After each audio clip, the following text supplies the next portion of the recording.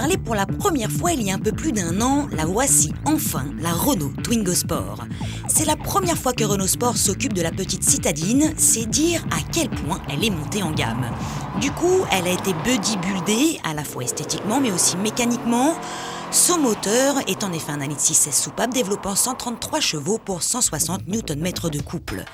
Notre premier regret, ce 1600 est atmosphérique, au contraire du moteur de sa concurrente directe, par exemple la Fiat 500 Abarth, qui reçoit elle un 1,4 litre turbo. Ces 133 chevaux sont atteints à 6750 tours, c'est donc vers 5000 que tout se passe. Avant, on s'ennuie un peu, d'autant plus que la commande de boîte est accrocheuse.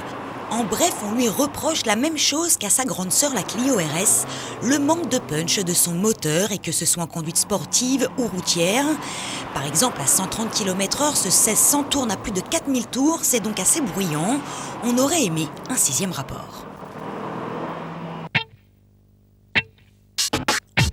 Esthétiquement maintenant, la Twingo RS est délurée. À l'avant, on note une très large entrée d'air, ses ailes ont été élargies, les enjoliveurs d'anti-brouillard et les coques de rétro sont couleur alu. Au choix, on peut choisir des stickers de déco. À l'arrière, on note une double sortie d'échappement et un becquet gris alu. À l'intérieur, la planche de bord ne change pas, cependant on retrouve de l'aluminium sur le pédalier, le levier de vitesse et le frein à main. Des sièges baquets sont surpiqués de rouge. Aussi sportive qu'elle est, la Twingo RS conserve sa modularité. Renault est allé jusqu'au bout de son projet puisqu'ils ont créé 2 Twingo Sport. La rouge que nous avions à l'essai est une châssis cup, mais pour les moins radicaux, il y a la châssis sport, ici en mauve.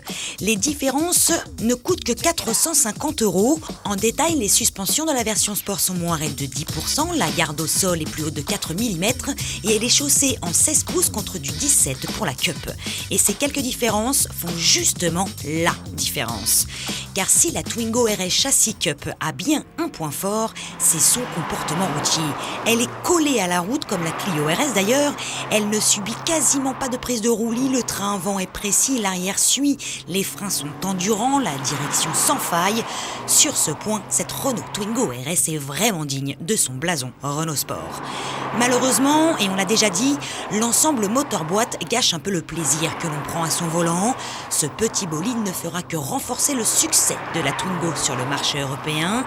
En un an, près de 140 000 Twingo ont déjà été vendus et elle est leader de son segment en France.